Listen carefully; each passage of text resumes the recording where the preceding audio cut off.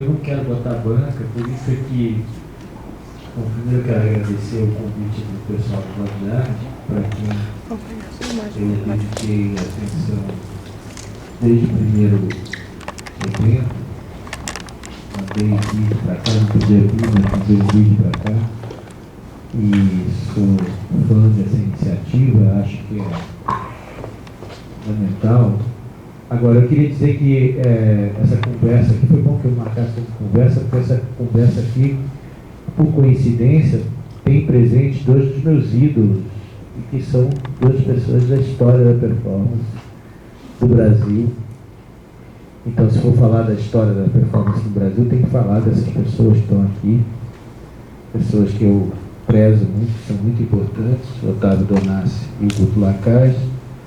Eu vou começar contando como foi que eu vi as coisas. O Guto, eu acho que nem sei se ele sabe dessa história, mas eu assisti a primeira vez o Guto quando ele fez Eletroperformance, que foi uma... Você vai me corrigindo se eu errar. Foi uma performance que ele fez no Ponderosa Bar e tal, mas eu não assisti no Ponderosa, assisti na Bienal, que você fez com o seu fiel escudeiro, o Javier, que por sinal é pai de uma ex-aluna minha. A gente estava outro dia conversando, a Malu, que se formou no ano que infelizmente Renato Cohen resolveu ir para conversar com os astros. Mas eu naquela época, ainda era a época que eu sonhava em ir para São Paulo. Quando eu fiz a minha performance na segunda-feira, eu mostrei 4.000 e tantas imagens que estavam no meu computador. Mentira, foram menos, foram 2.000 e poucos, que eu errei o critério de busca. Mas aí eu contei algumas histórias, e uma dessas histórias é que eu ia para São Paulo de vez em quando, e eu ficava sonhando de ir para São Paulo, porque em São Paulo você tinha as videocriaturas do Otávio Donassi, você tinha a Eletroperformance do Guto Lacaze. Aquilo era um negócio que eu dizia que é o lugar que eu tenho que estar, né? Porque... E numa dessas bienais, eu acho que foi a 17ª, se eu não estou enganado, eu fui lá ver a Eletroperformance do Guto. Eu já tinha ouvido falar do trabalho dele, mas não sabia exatamente como era. E aí, quando eu estava assistindo, primeiro apareceu lá uma bobina de Tesla. E ele tinha a maior bobina de Tesla de São Paulo, né? Uma puta bobina de Tesla, grandona. Não sei como é que ele arrumou aquilo naquela época, mas era sensacional. Por quê? Por quê?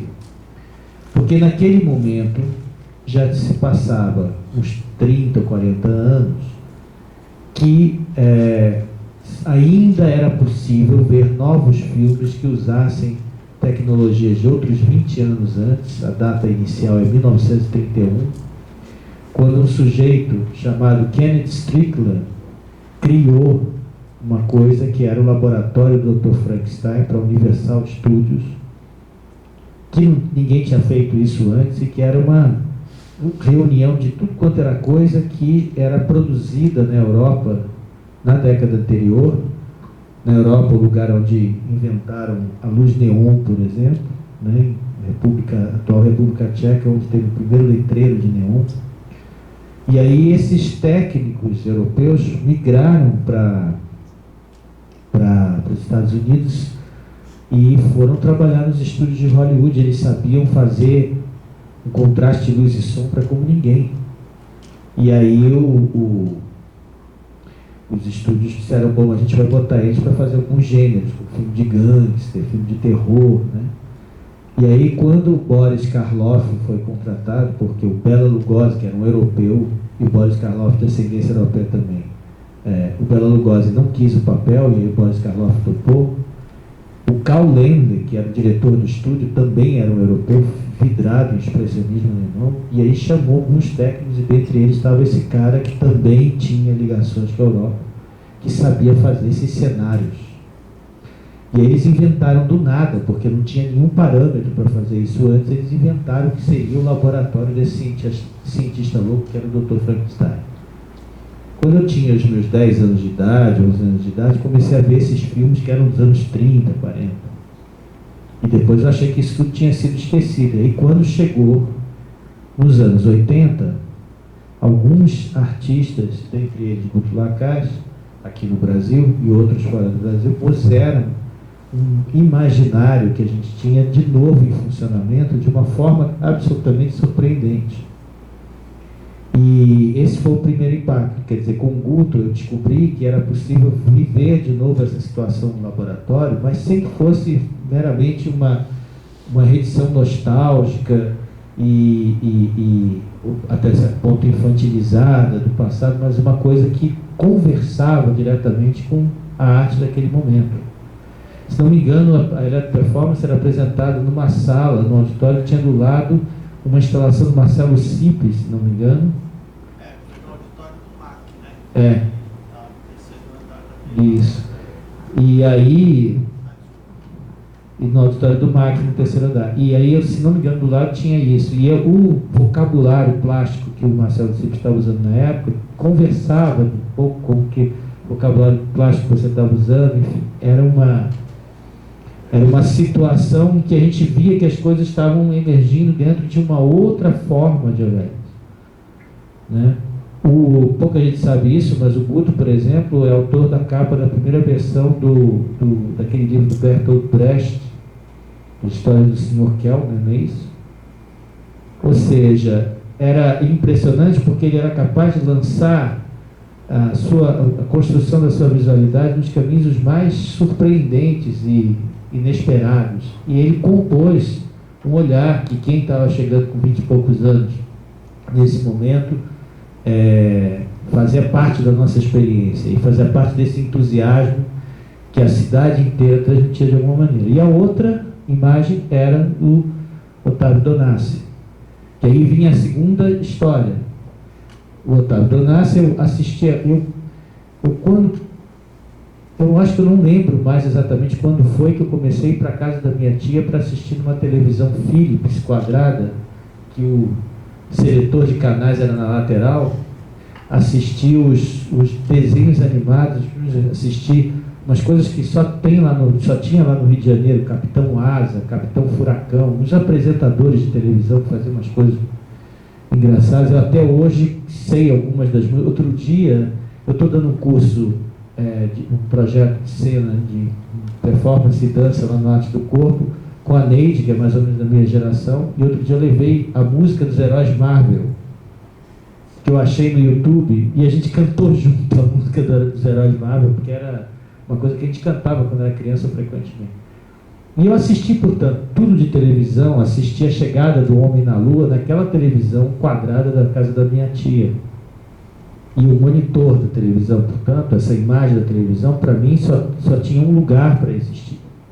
E eu ainda também fui capturado por essa época que a gente, depois que entrava na faculdade, dizia: não assisto mais televisão, não vejo mais novela, isso aí é uma máquina do diabo, não quero chegar perto disso aí.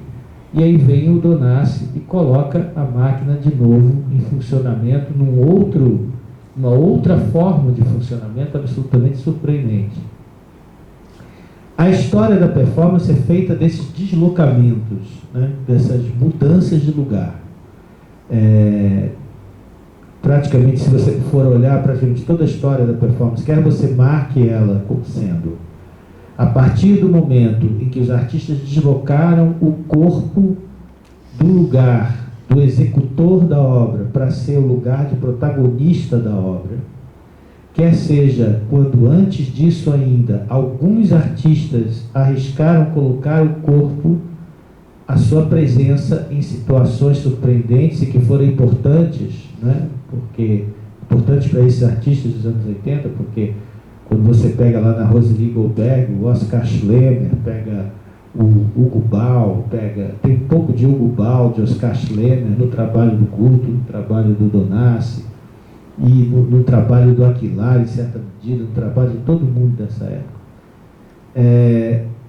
Quando esses artistas fizeram isso, eles fizeram isso fazendo essa coisa que é tirar de um lugar e colocar em outro, buscar uma outra possibilidade. Isso é uma coisa que, de modo geral, a arte moderna fez, e se há coisas que continuam sendo presentes, e há algumas, depois que o ciclo da arte moderna se encerrou, se é que ele se encerrou, porque há controvérsia sobre isso, algumas dessas coisas, dentre essas coisas, está certamente esse deslocamento que produz os fenômenos de colagem, montagem, justaposição de elementos que a gente vê que aparecem ainda hoje na performance de modo geral. A performance é uma construção ainda por justaposição, mesmo que seja concentrada, né? Por exemplo, no caso dela, que fez uma performance que pingava água na testa, e cujo centro disso, então, era essa situação de tortura, mas havia uma composição com uma música, com outro elemento aqui e ali, com uma espreguiçadeira. É impossível você fazer uma coisa absolutamente concentrada, porque a gente vive num mundo em que a gente vai fazendo conexões entre coisas. Agora, tudo isso tem que ver com essa perspectiva maior, e a gente tem que falar aqui, na realidade, sobre essa situação da performance no Brasil. E aí, assim, tem várias maneiras de começar isso. Uma delas que eu tenho usado ultimamente é falar de alguns dos nossos impasses político-criativos. Né? Eu digo político-criativos porque a gente sabe, mas a gente, na realidade, não discute suficientemente isso. Esse livrão aqui vai ser um livrinho, porque isso tudo, quando impresso, fica pequenininho. Vai ser um livrinho, vai ser um pequeno livro que ainda não está organizado, está caótico ainda aqui, que vai ser o livro que eu estou escrevendo. Agora eu estou reescrevendo, eu estou reperformando o livro, porque o livro que eu estou escrevendo sobre performance, que já teve uns 2 ou 3 títulos, não sei quantas introduções diferentes e tal. É uma coletânea de ensaios. Tem 3 ensaios nele, 3 pequenos ensaios em que eu me pergunto sobre algumas questões da política cultural brasileira. E da política, para não ser pretensioso, não da política cultural brasileira, mas daquilo que diz respeito a esse espaço conquistado pela performance. Porque na época que eu vi o Guto, na época que eu vi o Donassi, havia uma grande vontade de se ver essas coisas inovadoras. Quando depois o Renato registrou tudo isso em livro, e ele disse assim, mas agora parece que está havendo um período de declínio, ele fez o livro em 1989, ele fez o livro como uma testemunha de uma trajetória em que ele saiu do teatro, e ele vinha do teatro, vinha fazendo teatro, e aí ele tomou um choque. Em primeiro lugar, porque ele viajou para os Estados Unidos, ainda naquela, assim, do flower power, do sonho, né, hippie e tal. E aí, o que aconteceu? Chegou lá nos Estados Unidos, não tinha mais nada daquilo. E aí ele foi, quais são os lugares aqui onde se pode ver alguma coisa interessante e tal? Aí os caras indicaram, ele foi lá, não sei se no CBGBs, não sei onde, e aí, de repente, ele viu um negócio chamado Divo, que era uma banda que defendia a ideia da de-evolução, né? Voltar, o homem estava, o americano médio tinha construído um tipo de subjetividade que estava se evoluindo, você estava voltando para uma atitude praticamente animalesca, em certo sentido. Muito embora a gente saiba que os animais não são tão simples assim, mas enfim. E aí ele tomou um choque com isso. E quando ele voltou para o Brasil, ele viu que tinha várias pessoas que estavam fazendo esse tipo de coisa e estavam abrindo casas noturnas em São Paulo, onde as pessoas iam fazer performance, né? Pessoas que faziam performance em cabarés, em boates, aquilo que antes era visto como um show de cabaré, uma coisa dessa assim, passou a ter o nome de performance, né?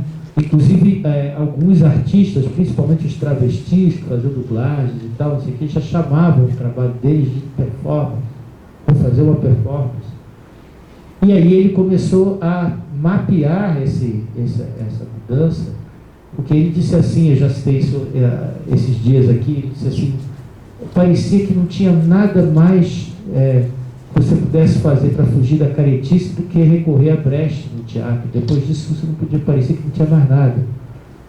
E aí ele foi procurar esse novo fenômeno que parecia roubar aquilo que o teatro fazia e levar para um outro lugar não imaginado. E aí começou a encontrar gente que vinha da música, gente que vinha da poesia, da pintura, de todas as áreas, e que estava fazendo aquilo. E mais, começou a descobrir que na realidade isso estava se repetindo, ou seja, isso já tinha acontecido antes nos anos 70, no Brasil e fora do Brasil, no Brasil de forma bem mais isolada, esporádica. Hoje nós, com um processo de recuperação, né, dos cacos da história, como dizia o Walter Benjamin, a gente está começando a achar gente que fazia performance. Provavelmente havia gente que fazia performance aqui em Natal, nos anos 70, há gente que fazia performance em Brasília, em Belo Horizonte, em tudo quanto é lugar. E se você for expandindo o conceito de performance, você vai começando a ver que, na realidade, muito do que a gente entende como cultura popular, como o logo de rua, etc., também tem que ver com a performance, e aí o negócio vai ficando uma coisa imensa.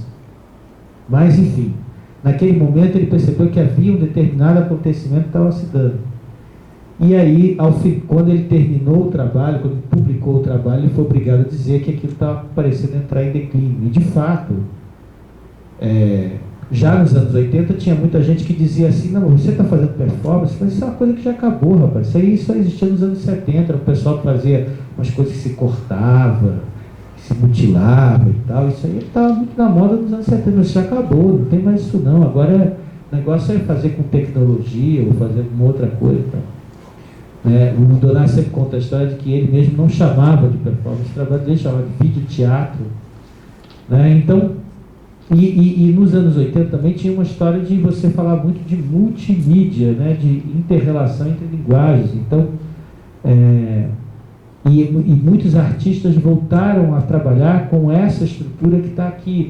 De vez em quando as pessoas dizem assim: mas vi isso aqui até no que não é performance. A gente escreveu: não, mas a performance é aquilo que você faz, não faz. O teatro você faz no edifício do teatro, mas a performance você não faz no teatro. Mentira, porque o Guto sempre fez performance num palco. Ele adora palco, faz performance lá no Teatro da Aliança Francesa. Ele faz performance no palco. O trabalho dele tem que ver com isso, o trabalho da Laurie Anderson tem que ver com isso, o trabalho do Uster Group tem que ver com isso. O palco também é um lugar possível para performance, mas evidentemente não aquele mesmo palco tradicional. E mesmo se for o mesmo palco tradicional, eu vou dizer para vocês, um teatro de província, na realização dele, está a um passo de virar para o outro lado, se transformar numa performance, ou seja, em algo que, na realidade, é o próprio desmantelamento do teatro, reerguendo-se de outra forma.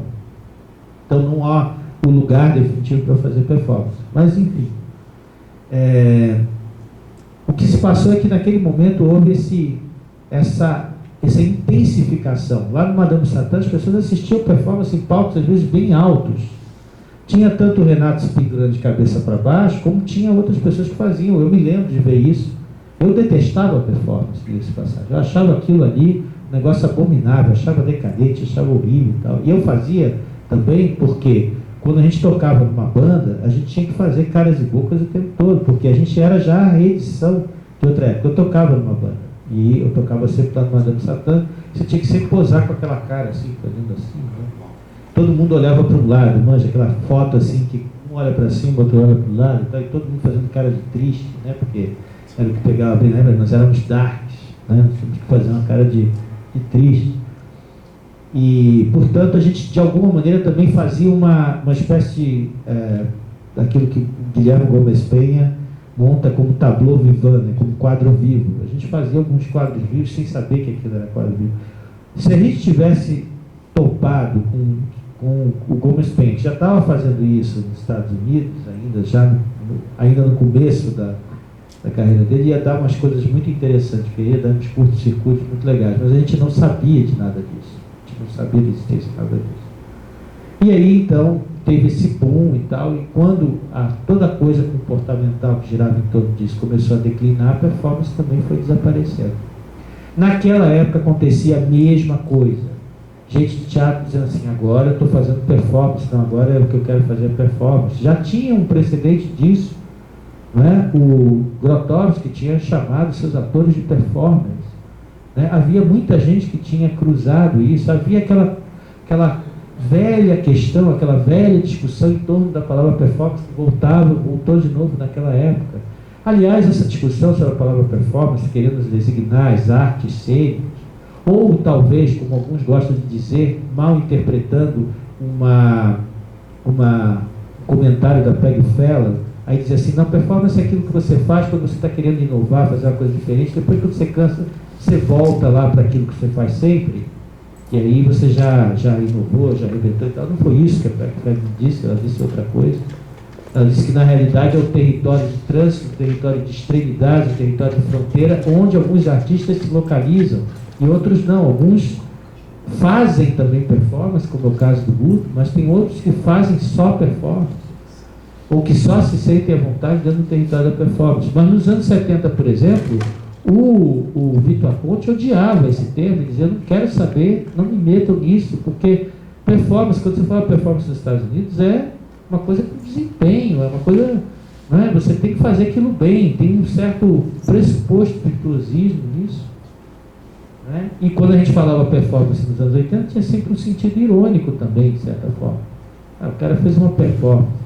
Fulano ali está dando um show, está fazendo uma performance ali. Eles falavam assim, o cara vai apresentar com O microfone, senão essa gravação sai. O cara vai apresentar, com perdão de uma palavra, uma performance. É isso? Acho que você desligou.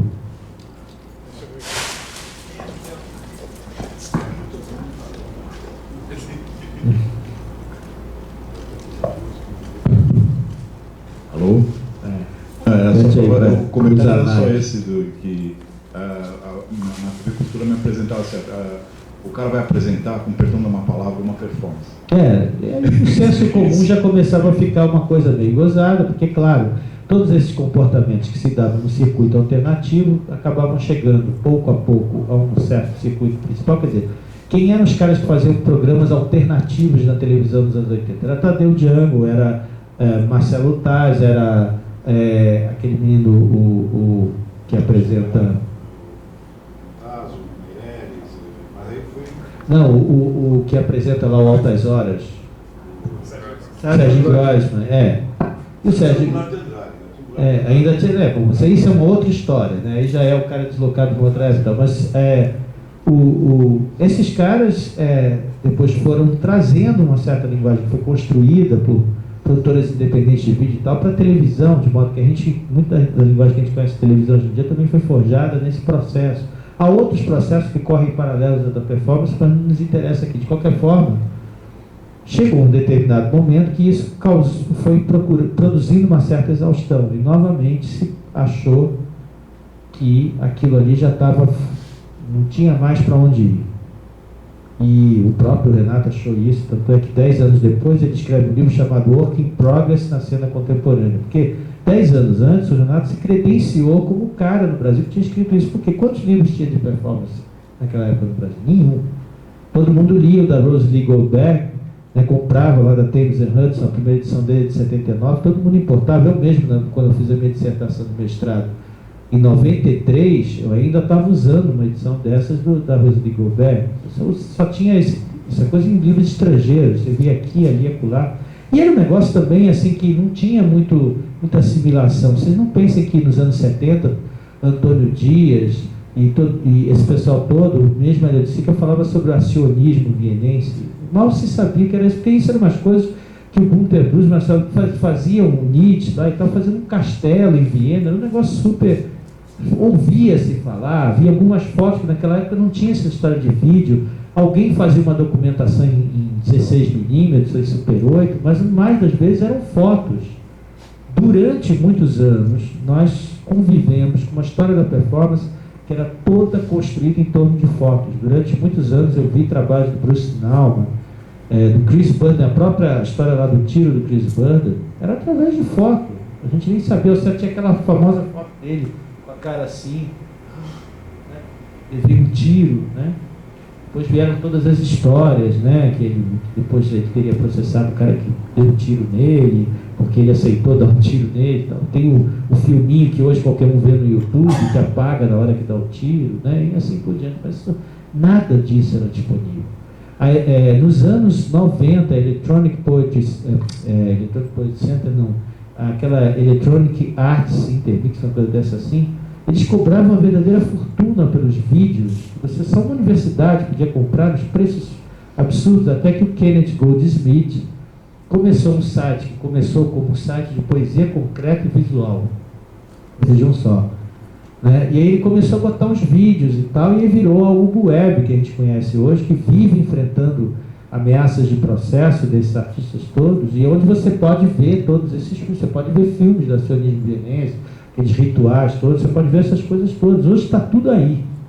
Hoje é só você querer saber, você quer saber, o pessoal aqui quer saber o que é performance, não precisa perguntar, é só perguntar para o pai Google, que ele diz tudo, assim, está tudo lá, assim. Porque na realidade, como eu disse já numa entrevista aqui, não é uma questão de saber o que é. Como é que a gente vai saber o que é esse negócio, portanto, que nos anos 70 era praticado, por exemplo, por meros de artistas reunidos em torno lá do João Azulay, no Rio de Janeiro, porque o João Azulay comprou um aparelho, vocês sabem lá o que é isso? Um cara comprou um aparelho de videocassete, que era um troço, era um trambolho enorme, disse assim, olha, agora eu tenho um vídeo, se vocês quiserem experimentar com vídeo, aí claro que os artistas mais tradicionais vão perder tempo com esse negócio, aí deve ser um negócio que nem funcionar direito, funciona.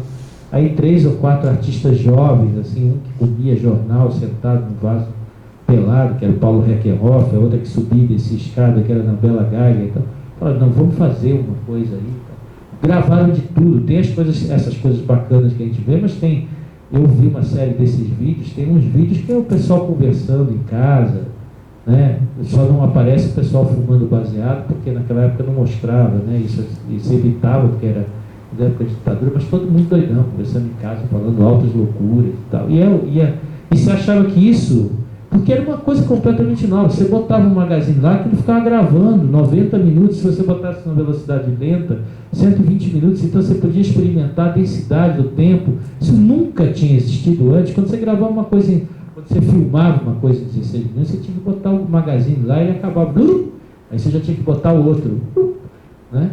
Então era um negócio totalmente novo, você podia fazer a sua televisão.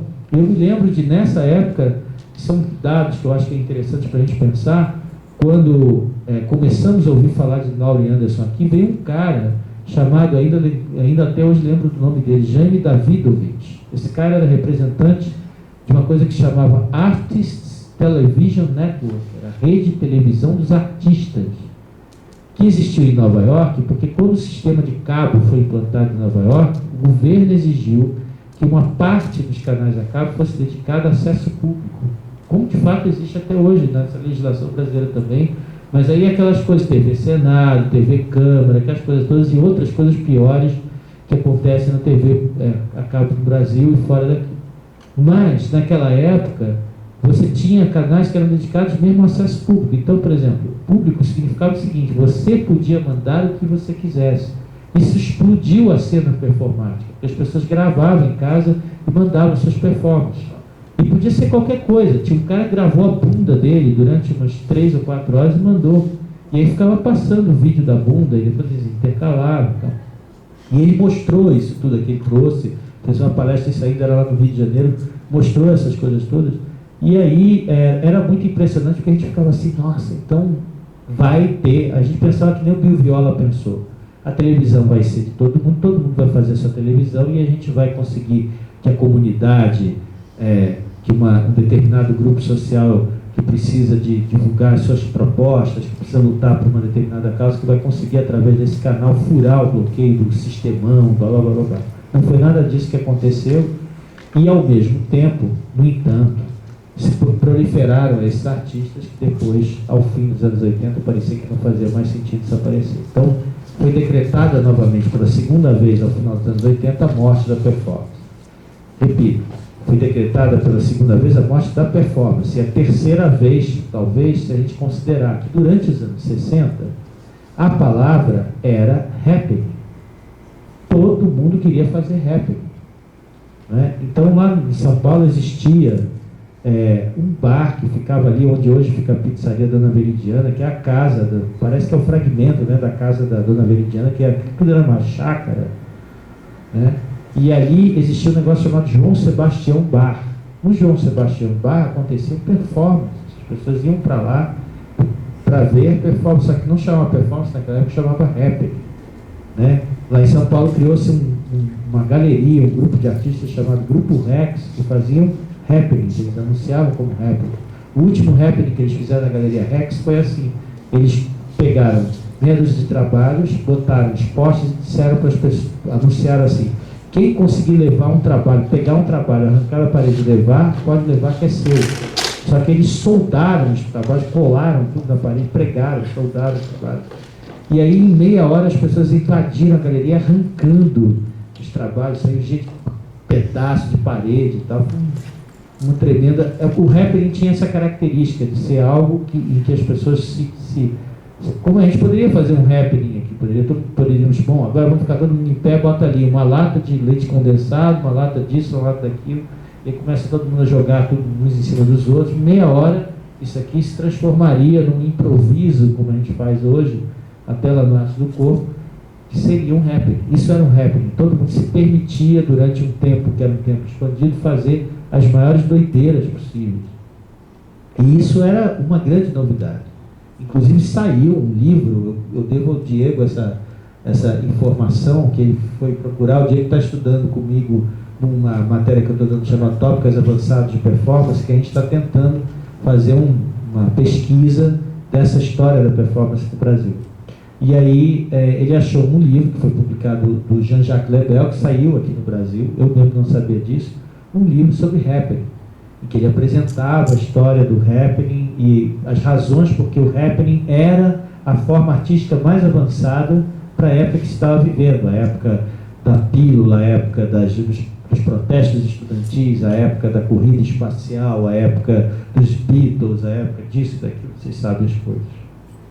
E aí isso era, o Décio Pinhatari, no livro chamado Contra a Comunicação, ele escreveu, com aquela genialidade característica dele, um texto cujo título é O que acontece quando o happening acontece, né? Justamente para falar sobre essa situação, como antes já tinha sido um grande auê, a história da pop art.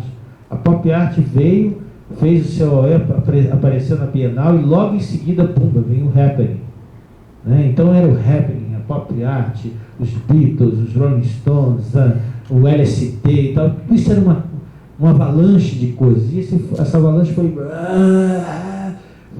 o rei da vela e tal, pumba, aí 5, e aí parou tudo, não tinha mais como. Os happenings começaram a ser clandestinos, continuaram a acontecer happenings, mas clandestinos. Aí é que começa todo um trabalho dos chartistas. É uma coisa muito interessante a assinalar isso aqui no Brasil. O Marcos Augusto Gonçalves, no livro que acabou de sair sobre a Semana de 22, chama-se 1922, é um livro interessante, que chama atenção para um detalhe muito curioso. O modernismo brasileiro não foi feito pelos outsiders, vamos dizer assim, da sociedade, como o modernismo europeu. O modernismo europeu eram boêmios, era o pessoal pé de chinelo, que vivia mansado, está excetuando-se o caso do Filippo Tommaso Marinetti, o italiano que criou o futurismo, que era filho de família rica italiana, que o pai mandou ele para lá, ele foi um vivant, um playboy.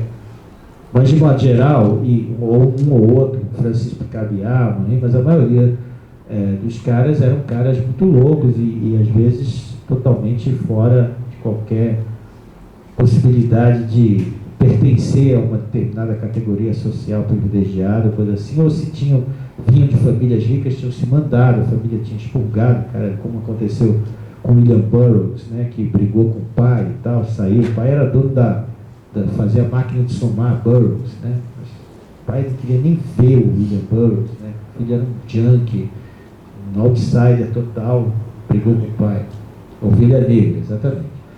E aí o que acontece? No Brasil, o modernismo foi feito por René Tcholier, por Paulo Prado, quem financiou a Semana, estou falando quem financiou a Semana de Arte Moderna, Dona Olívia Guedes Penteado e tal. Isso era a alta aristocracia paulista.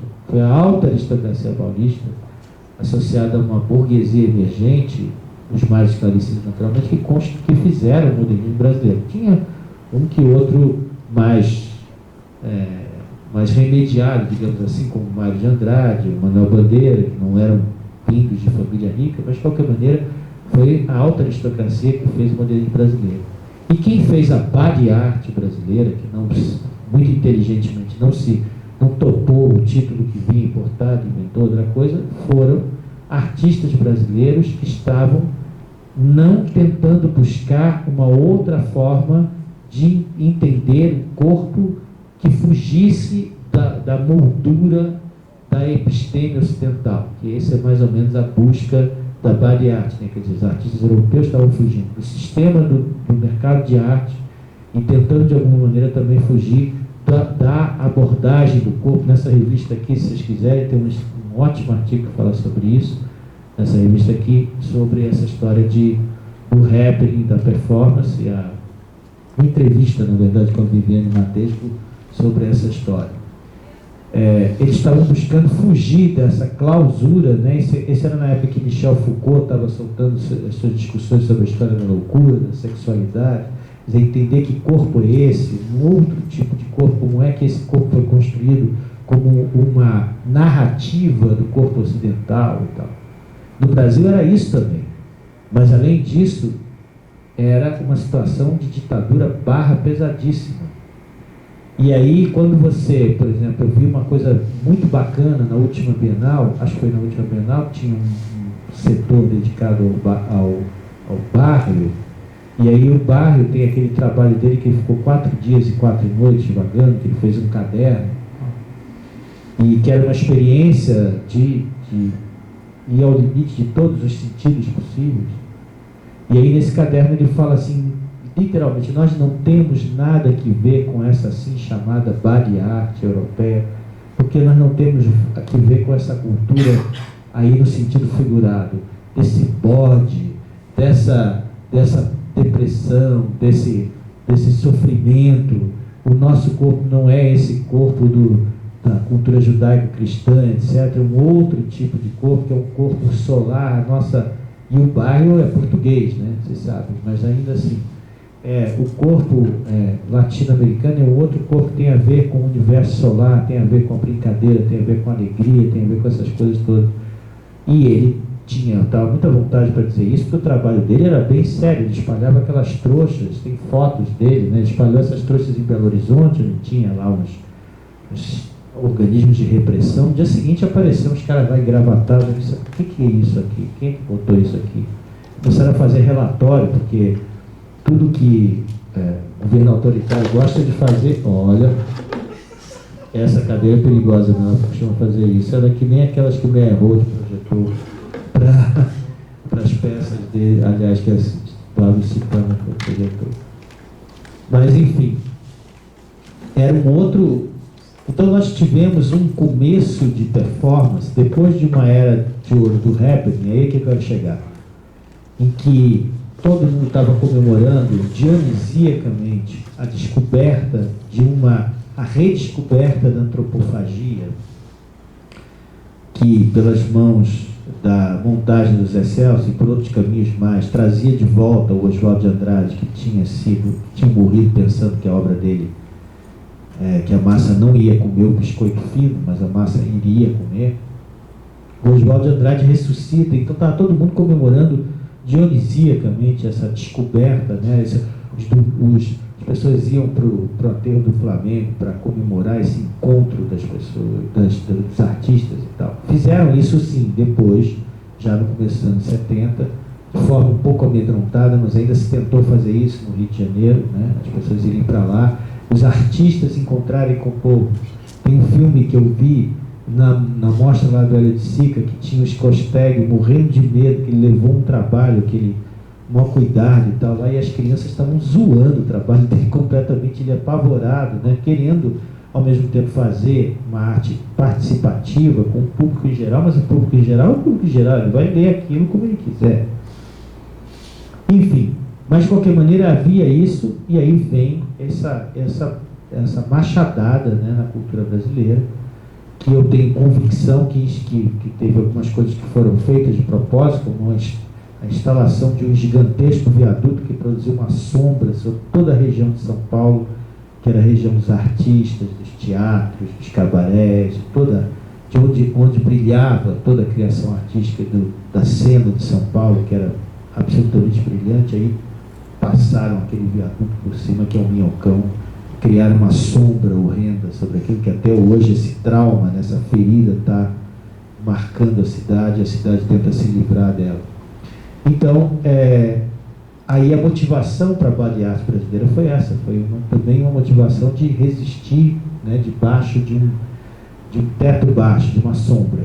Tanto é que o Arlindo Machado, avaliando isso do ponto de vista da relação com o vídeo, que é uma palavrinha como a performance, né, que sempre volta, né, eu estava falando isso outro dia com alguém aqui. Performance é que nem vídeo, todo mundo usa até hoje essa palavra vídeo, todo mundo diz assim, não, mas o que eu faço não é vídeo, já é uma outra coisa, mas no final das contas a palavra vídeo tem uma potência, né, que é do vedere, que é tão importante como a potência do performar, do parfurrir, do atravessar, né, que também está no sentido da palavra performance.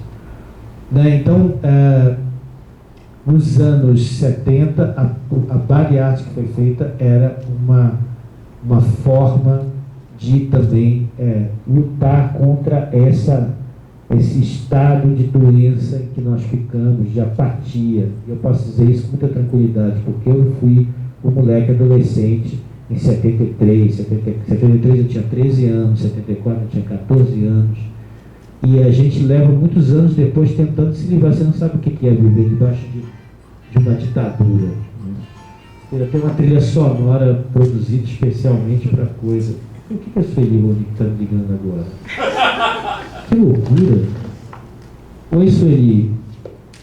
Eu posso falar com você depois, que eu estou no meio de uma palestra. Aqui em Natal.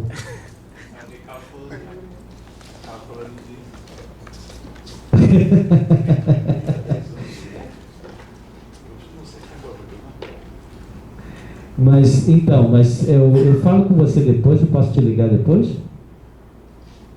Tá bom. Tá ok. Beijão, querido. Tchau. Isso nunca me aconteceu. O Diego é testemunha, eu nunca deixo o telefone ligado. Quando eu deixo o telefone ligado, aí me liga se ele que ele foi. Pois é, essas coisas. Foi Natal. Mas aí, bom, vem até o caso, né? Porque a Sueli, aproveitar o gancho, né? A Sueli, numa conversa comigo, já no começo dos anos 0, numa padaria lá em São Paulo, lá na rua Estados Unidos, de repente ela virou-se para mim e disse assim, porque eu acho que na realidade nos anos 80 o que aconteceu foi uma total destruição da criação artística, toda a militância, toda a coisa avançada foi totalmente destroçada. E aí eu disse assim, não, mas espera aí, Sueli, realmente você tem razão, mas ao mesmo tempo também teve umas coisas muito interessantes que aconteceram, que contrariaram o santo. Quer dizer, não foi só essa avalanche da mercantilização da obra de arte, que ela chama a cafetinagem dos artistas, que de fato se produziu. Tem um livro muito bacana chamado Privatização da Cultura, que é da editora Boitempo, de uma escritora chinesa, a Tin Tao Bu, que eu recomendo muito ler, principalmente o prefácio. O livro é muito cheio de estatística, mas o prefácio ela demonstra como foi se formando uma estratégia internacional de mercado de arte para capturar tudo isso. E essa estratégia hoje está capturando a performance também. É uma estratégia internacional de mercado para vender e comprar, para fazer trading com obras de arte. Tratar ela como mercadoria, como qualquer outra coisa. Ela sempre foi uma mercadoria, mas do modo como ela é tratada, nesse caso, é muito assustador, porque quem compra e vende essa mercadoria é gente que não sabe nada de arte, mas tem muito dinheiro. E acaba ditando o funcionamento dos museus, das galerias, ajuda a entender um pouco por que certas coisas acontecem hoje em dia, por que de repente os artistas não conseguem mais conduzir os rumos nos museus, das galerias, enfim, dos lugares que seriam os lugares da própria criação artística. E aí eu disse para ela assim, não, mas apesar de tudo isso, existe isso. E aí foi quando eu chamei o Donassi, a gente sentou juntos e começou a conversar sobre os anos 80 e produzimos um artigo sobre os anos 80 para uma revista canadense que ela estava fazendo a curadoria, que é a revista Parachute. E foi muito interessante que esse artigo acabou me valendo quando a gente, eu vou dar um salto e vou voltar para trás depois, quando a gente foi para para o Canadá em 2010 participar de um evento chamado RIAP, Encontro Internacional de Arte da Performance, que é um dos eventos mais importantes do mundo nesse campo. Ele é feito no Quebec, por um cara chamado Richard Martel, que desde 78 ocupou, junto com outras pessoas, um antigo açougue, uma antiga loja de carne, numa área degradada do Quebec, e vem construindo esse lugar que chama-se O Lugar, L'Elieu. E aí, nesse lugar, ele vem fazendo os tais dos festivais de performance desde 70. Teve lá o Joseph Beuys, teve lá o Victor Valentim, teve lá o Gomes Penha, teve lá Victor Valentim não, o Valentim Torres, teve lá o Gomes Penha, teve lá o Dick Higgins, todo o pessoal do Fluxo, um monte de gente. E aí, nós fomos lá e ninguém sabia nada dos brasileiros. Eles, pela primeira vez, estavam levando brasileiros lá.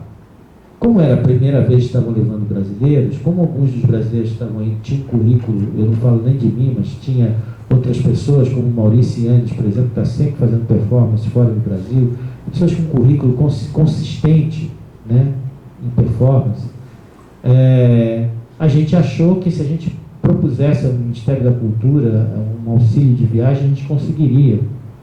Mas a gente já estava preparado para eventualidade disso não acontecer. De fato, isso não aconteceu. O Ministério da Cultura achou que era muito mais importante patrocinar outras coisas, né, que não vale a pena mencionar, mas não dar a oportunidade que o Brasil se fizesse representar pela primeira vez nesse lugar. Esse lugar tem uma biblioteca. E a biblioteca desse lugar tem materiais sobre performance do mundo todo, de alguns países que surpreendem às vezes por estarem lá: Colômbia, Singapura, Taiwan, né? E assim por diante. Mas não tem nenhuma coisa sobre o Brasil.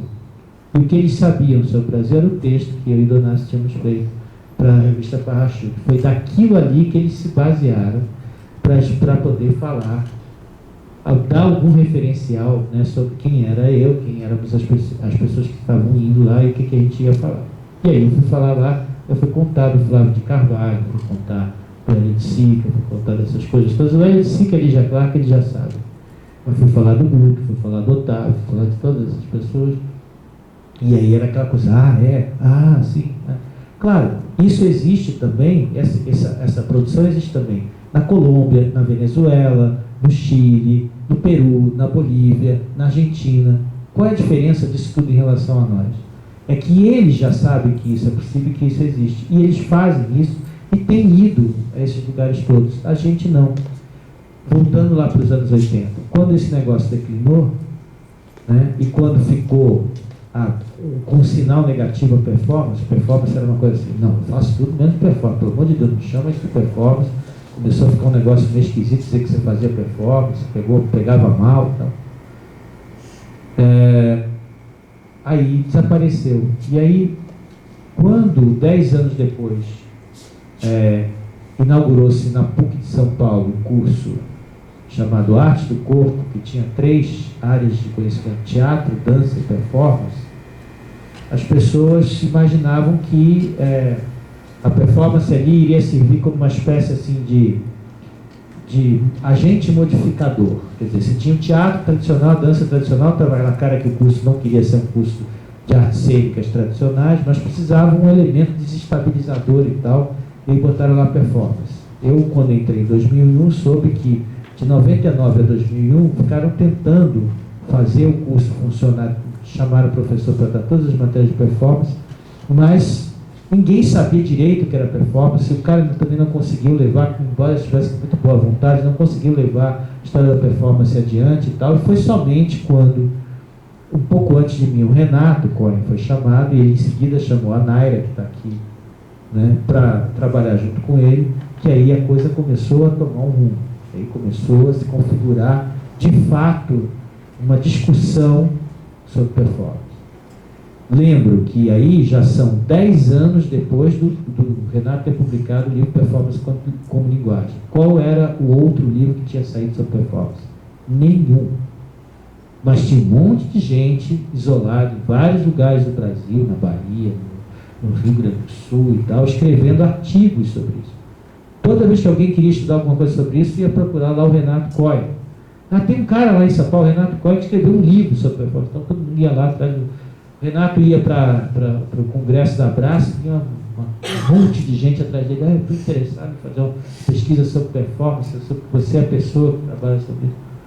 Ou seja, era uma situação totalmente E enquanto isso, não precisa dizer que novamente, na Colômbia, na Venezuela, ou seja, bastava cruzar a fronteira, tinha festivais de performance, que era uma coisa que não tinha no Brasil.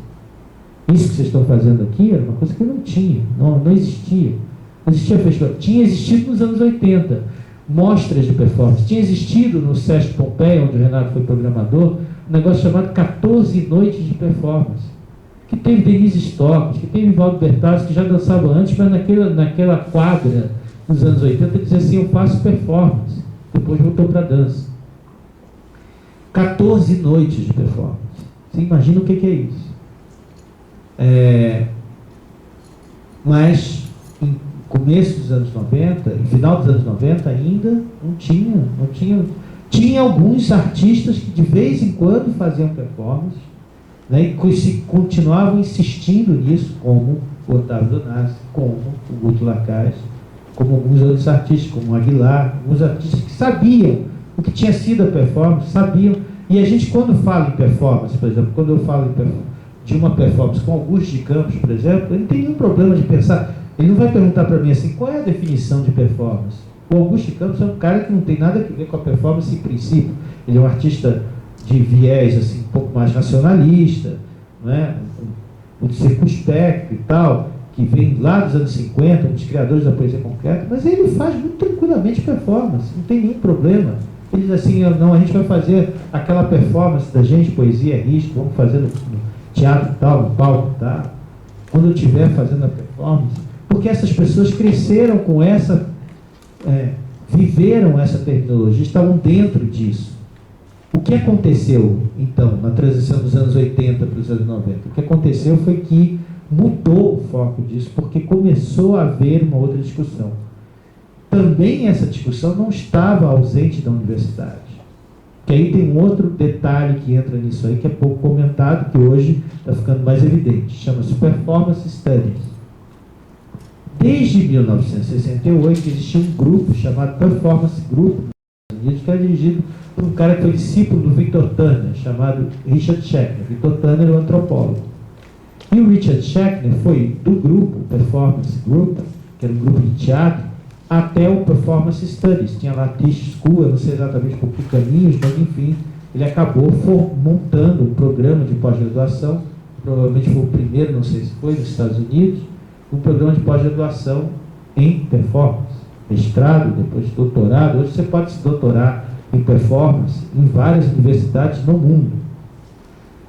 E aí, o Richard Schechner começou a receber gente do mundo todo, inclusive algumas pessoas do Brasil que estavam interessadas em buscar novos caminhos, principalmente do teatro. Vocês não fazem ideia da quantidade de gente de teatro que foi estudar em performance.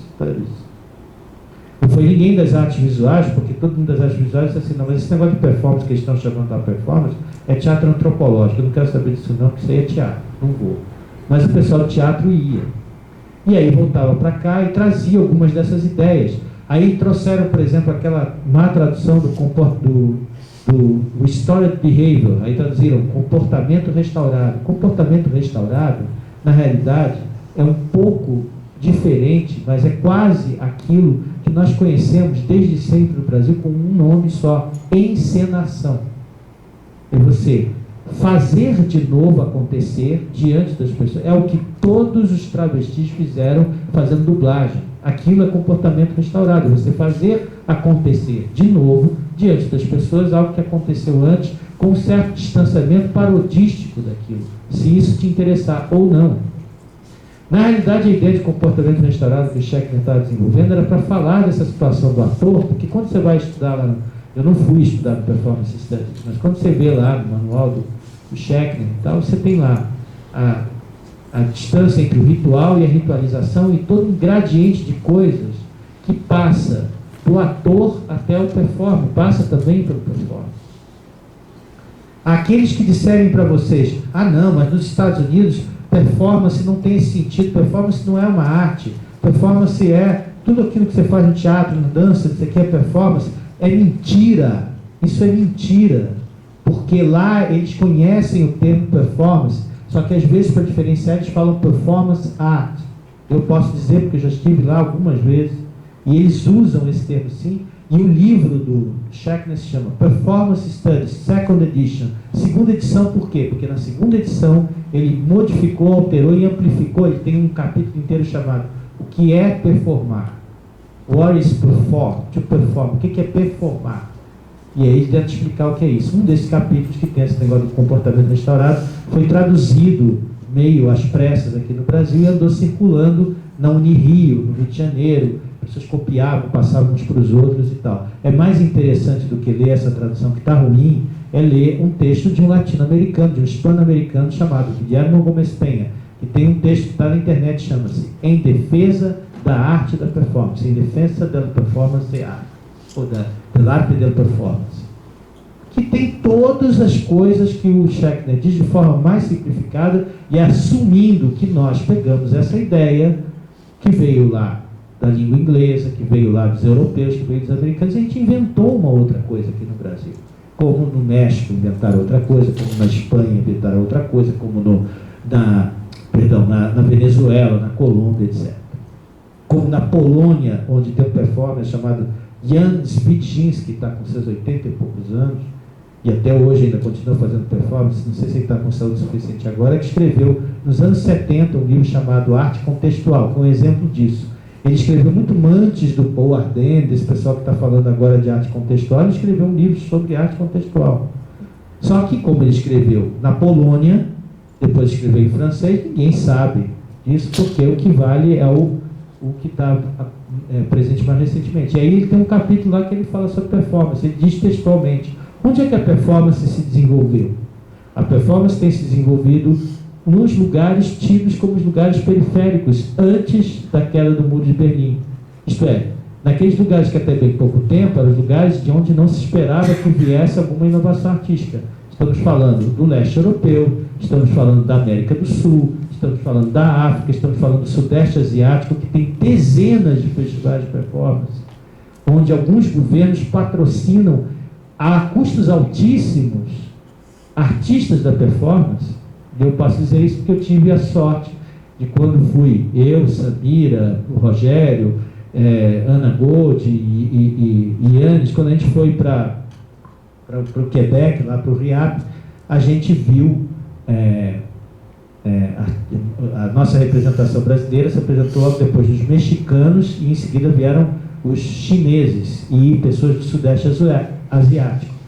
E a gente viu algumas performances muito interessantes, outras muito desinteressantes, mas a gente teve a oportunidade de conversar com os caras. E aí alguns deles contaram, como Liu Wen, por exemplo, contou sobre o que aconteceu lá em Singapura com a arte da performance. Liu Wen é um veterano, como nós, faz performance há muitos anos.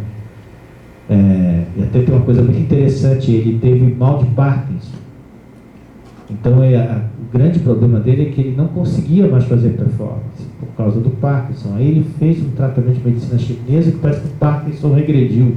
Ele voltou a fazer performance. Ele fez uma performance impressionante que ninguém entendeu, naturalmente lá na PUC de São Paulo, né, que ele se vestia com uma camisola, derrubou leite no chão e tentava se movimentar com umas varetas e tomou um tombo danado, que escorregou no chão cheio de leite e tal. Mas tem toda uma história dele. E aí o que acontece? Eu quero contornar, eu quero evitar falar daquelas coisas do tipo, o atraso brasileiro, o que aconteceu foi uma espécie de obliteração da nossa percepção, não sei explicar exatamente o que aconteceu, mas naquele intervalo em que a performance desceu no final dos anos 80 e subiu de novo a cena, entre outras coisas, não só lá, mas entre outras coisas, naquele momento que se criou em São Paulo o Arte do Corpo, cresceu e se desenvolveu porque aquela tal coisa que a performance iria funcionar só como indutor e tal, começou a tomar uma forma própria. E isso em coincidência com a emergência durante toda essa década de zero, de artistas como vocês, como vários artistas jovens que estão aqui, que estão aparecendo por tudo quanto é lado, fazendo performance, querendo fazer performance. E dizendo assim, não, a gente faz performance. Quando eu voltei, aí isso foi, nós passamos a década de zero tentando enfrentar a situação que se colocou para nós, sobretudo após a morte do Renato, porque o Renato era um sujeito que conduzia todos nós, né? Isso não tem nenhuma dúvida. Ele dizia assim, era do tipo de dizer assim, vem cá, eu te botei num projeto lá no sei onde, você vai fazer não sei o que, não sei. Ele mandava em todo mundo, conduzia todo mundo. De repente, de uma hora para outra, de uma segunda para uma sexta-feira, ele morreu. E aí ficamos todos nós, e agora? O que a gente vai fazer? Né? Com um grupo para se formar e tal. E aí, ao longo desses anos, cada um de nós, a Naira, eu, a Samira, a gente foi desenvolvendo, tentando desenvolver saberes por nossa própria conta e risco, tentando desenvolver uma pedagogia, saberes para poder lidar com a performance nesse lugar da universidade, que era completamente novo, porque não há nenhuma outra instituição universitária no Brasil que tenha, naquela época, muito menos, né, e no caso ainda hoje, todo um currículo de performance. E aí a gente foi inventando algumas coisas. E aí quando chegou 2008, eu e a Naira fomos a convite da Christine Greiner, que montou um work group lá no festival, acho que em 2009, eu estou trocando, work group no festival. O work group era um grupo de estudos de trabalho, GT, lá no Congresso do Instituto Hemisférico. Nós fomos lá apresentar nosso trabalho sobre a pesquisa que a gente estava desenvolvendo sobre performance.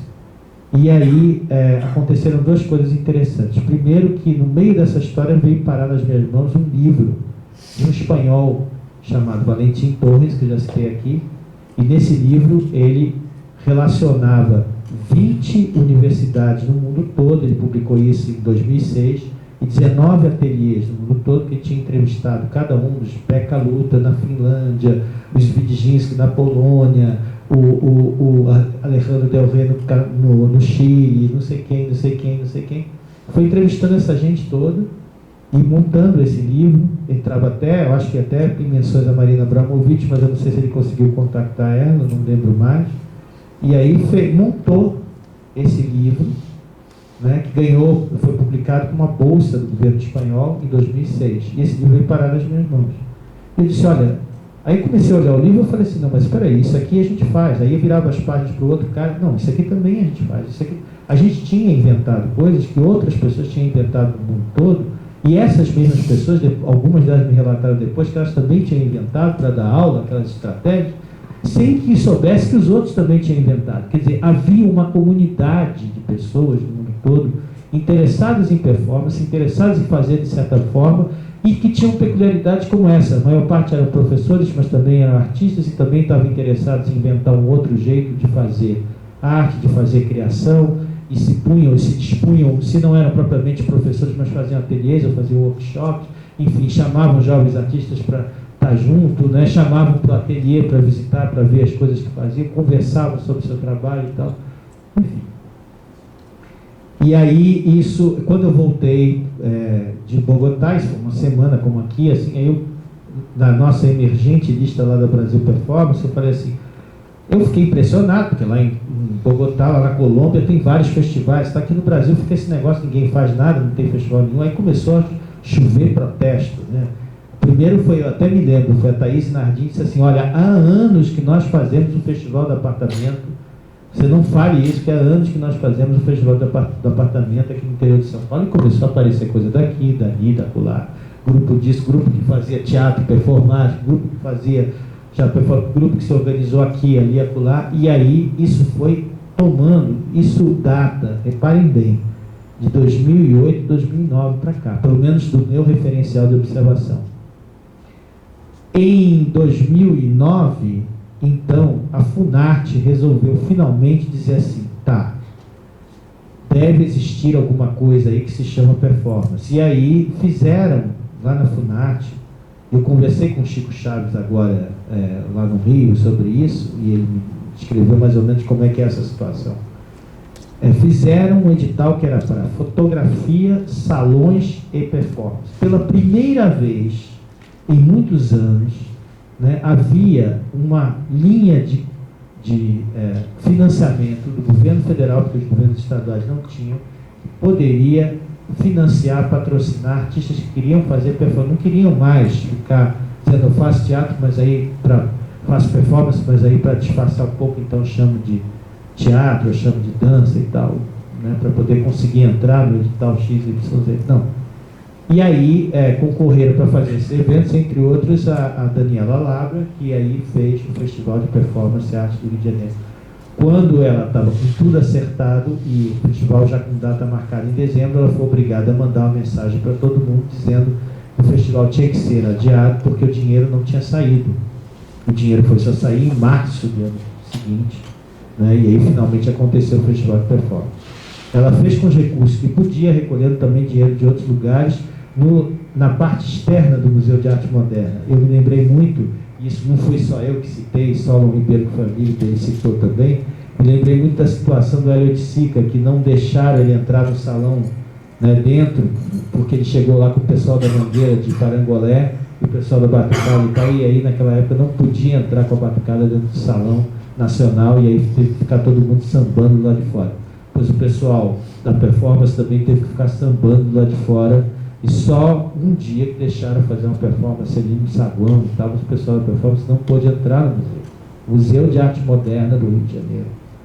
Enquanto isso, tinha uma festinha acontecendo todo dia, tinha uma, porque eles alugam um anexo do Museu de Arte Moderna do Rio de Janeiro para poder sustentar o próprio museu. Então todo dia tinha uma festa acontecendo lá, o dia que estava lá, sabe disso, o Donassi também.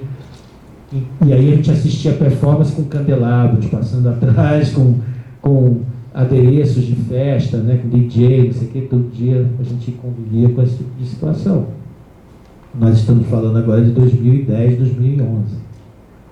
Né? Então, isso eu acho que significa o seguinte, quais são as conclusões que eu tiro disso? Primeira conclusão: existe mundialmente uma comunidade de artistas que precisa cada vez mais se encontrar. Não é para poder dizer nós somos os donos da verdade ou coisa assim, mas porque tem afinidades estéticas, de pensamento.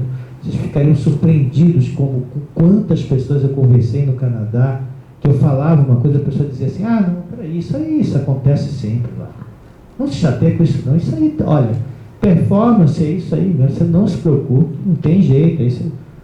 Então, assim, eu falava aquelas coisas assim: não, porque eu tenho amigos que já foram presos, porque fizeram performance pelado na rua. Isso aí, cara. Lá no Irlanda, lá na Singapura, lá na África, lá, qualquer lugar do planeta. Então, há situações, há questões que são comuns em Natal, na Conchichina, em qualquer lugar, a despeito de todas as grandes e grandiosas diferenças que podem existir. Esse é o primeiro aspecto. O segundo aspecto é o seguinte: com essas idas e vindas e com a grande dificuldade de definir e de dizer o que é performance, justamente porque nós sabemos que a performance está epistemologicamente ligada a um universo de pensamento que não cabe mais na lógica das definições e das certezas, nós temos de estar preparados para sempre lidar nas frestas, porque as instituições oficiais não entendem o que é isso. E elas, às vezes, por um descuido, deixam passar e entrar umas coisas, mas é uma fresta. Alguém dirá: mas isso acontece com todas as artes, de modo geral. Acontece, mas particularmente com a performance, que pode acontecer qualquer coisa. Eu tive um depoimento uma vez de um galerista de São Paulo, que disse assim: e é um galerista que frequentemente trabalha com performance, assim, né? Performance, eu trabalho com fotografia, tem problemas, eu trabalho com pintura, tem problema. Performance é complicado, performance é difícil, né? Então, tem esse segundo dado. As instituições, os governos estão mafianizados, ou seja, eles só vão apoiar. Em Singapura aconteceu isso. O governo autoritário de Singapura descobriu que Liu Wen Companhia Limitada trazia o dinheiro, porque ele saía de lá, ninguém sabia quem ele era, aí ele ia para a Alemanha e fazia performance junto com o Black Market. Quantas pessoas aqui ouviram falar do Black Market? Levanta o braço, por favor.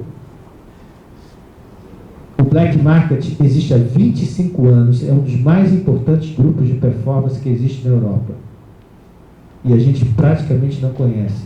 São todos performers na faixa dos 60, 70, quase 80 anos. O Liu Wen é dos mais jovens desse grupo. O Liu Wen ia para a Europa fazer performance, pagava muito bem, museu tal na Basileia, recebia não sei o que, ele voltava para Singapura, ninguém sabia disso. Quando Singapura começou a ficar rica, aquela coisa dos tigres e tal, descobriram, o governo descobriu que o artista singapurense Liu Wen fazia muito sucesso lá fora. A situação mudou. E aí passou a ser interessante até para o governo de Singapura fazer um marketing, né? E ele fala isso com todo o amargor de quem viveu essa situação. E eu quase estou vendo Liu Wen falando assim, fumando cigarro e falando assim, that's shit, porque ele fala muito bem inglês, né? It's all the same shit, tal. E ele é um cara aquela coisa dos anos 70, ele toca violão, canção de protesto, tal. Ele é um cara assim completamente outsider, passou a maior parte da sua vida como marginal artístico total em seu país, né?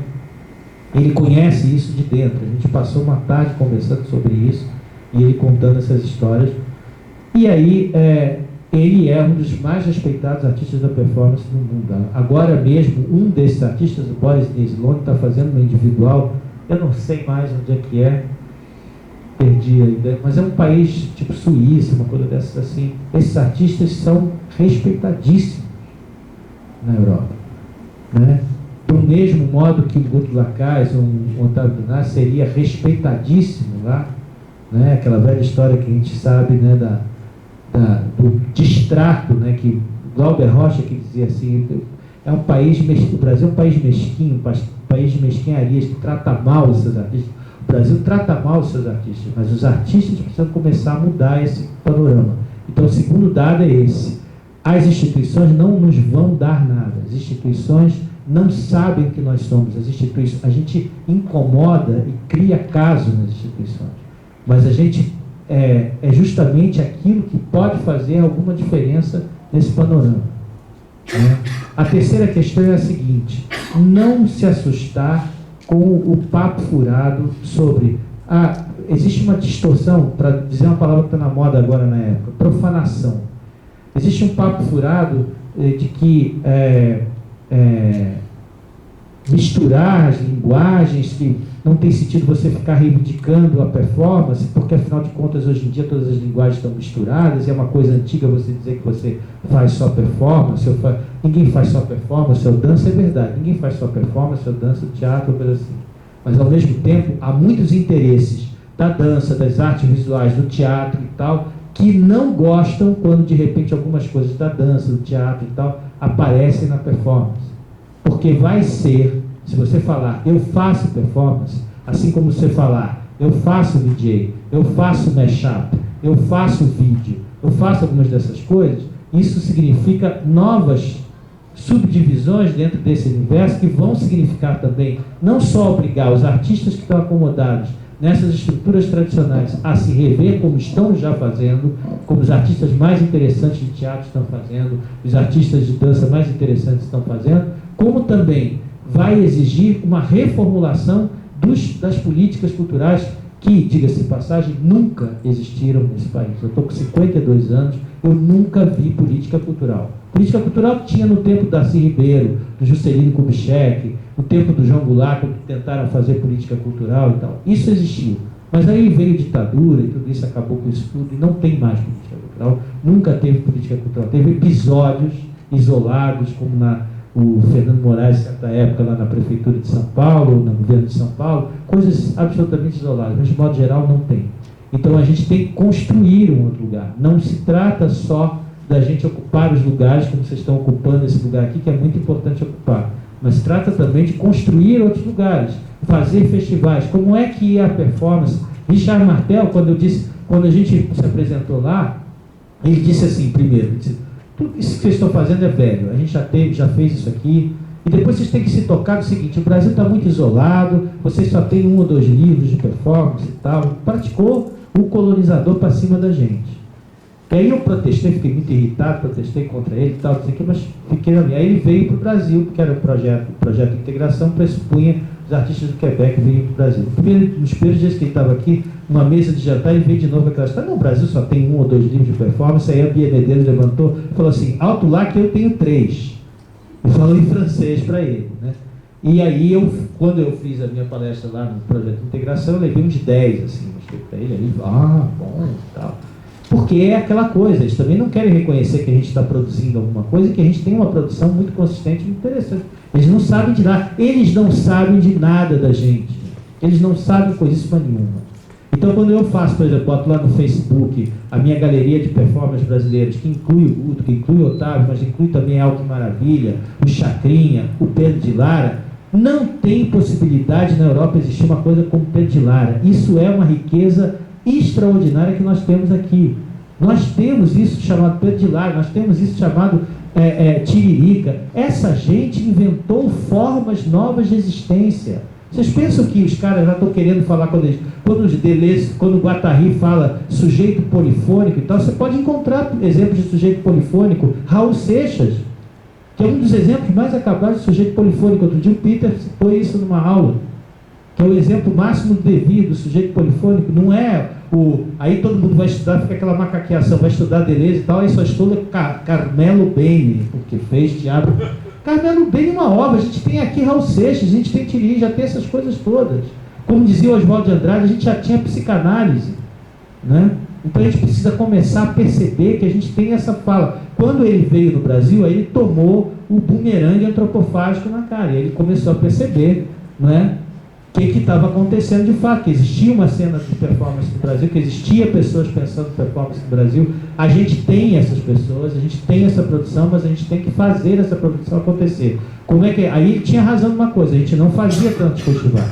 A gente precisa fazer mais e mais, porque onde é que vão circular as performances? Aqui, na China, em qualquer lugar. Onde elas vão circular, né, se não for em festivais, ou pelo esforço hercúleo de artistas como o Donassi, ou como o Guto, que vai lá, aluga o Teatro da Aliança Francesa e faz na marra o trabalho dele. Se não for pelo esforço que nós mobilizarmos entre nós para fazer festivais em todos os lugares, a gente não vai fazer isso acontecer. E por último, uma outra coisa que eu acho muito importante, a gente precisa começar a entender que isso pode acontecer em qualquer lugar.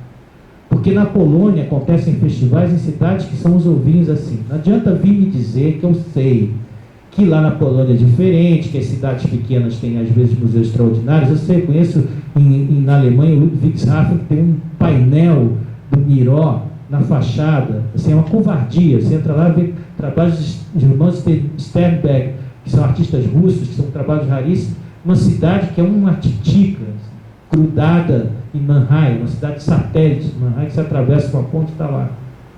Né? É como se fosse Osasco em São Paulo, assim, uma coisa desse tipo.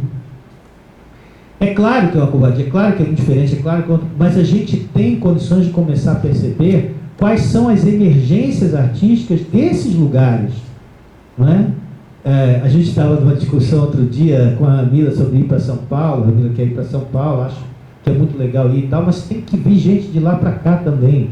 E tem que começar a gente daqui a fazer performance aqui também, insistir nisso, e fazer circuitos de performance. A gente já estava falando outro dia, pirando nisso, vamos fazer um circuito do Nordeste inteiro.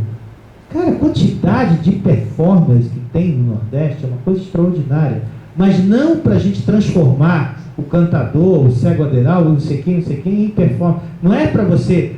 Isso também vai acontecer, são consequências do processo. Vai ter gente, já vão se preparando, como já está acontecendo, como tem um pessoal ruim de performance e antropologia, não é um pessoal bom, que tem um pessoal bom, e tem um pessoal que também não presta, que transforma qualquer coisa em performance. E aí, como aquela história, né, vai trabalhar uma questão com viés brasileiro, com um verniz, por exemplo, do estudo dos gêneros na obra do cantador fulano de tal, entendeu? Quer dizer, sem fazer as devidas trânsitos, né, e passando por cima dos conflitos que podem existir. Mas isso é a universidade faz esse tipo de coisa, né? Ela aplastra as coisas, ela demole diferenças e tal. Mas, ao mesmo tempo, a gente pode fazer emergir as possibilidades que possam fazer-nos perceber o quanto isso que a gente hoje ainda chama de performance, mas talvez aqui no Brasil, na América do Sul, a gente invente outra forma, a gente pode fazer com que isso seja alguma coisa absolutamente importante no panorama artístico internacional. Nós estamos com tudo na mão para fazer isso. Isso não é discurso de Olimpíada, nada disso. É o contradiscurso disso. Mas eu tenho repetido esse discurso em todos os lugares, por isso que eu peço para fazer uma conversa, porque eu acho, eu não segui nada disso aqui, mas está tudo de alguma maneira aqui. Está aqui, está no livro.